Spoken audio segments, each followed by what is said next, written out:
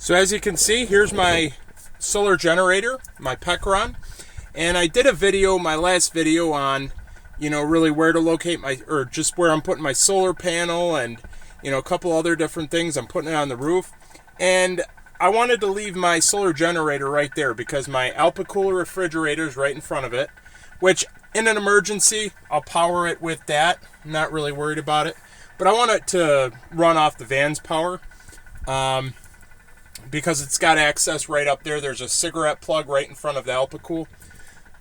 But I want to leave that there, and I want to have the solar charger hooked into it. Now, I don't know whether to go through that door's gasket or drill a hole in the roof, which I really don't want to do.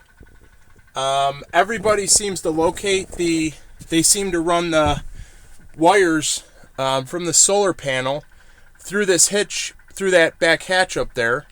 And I don't know if that will work because all my electrical will be up here in the front. So let me know what you guys think.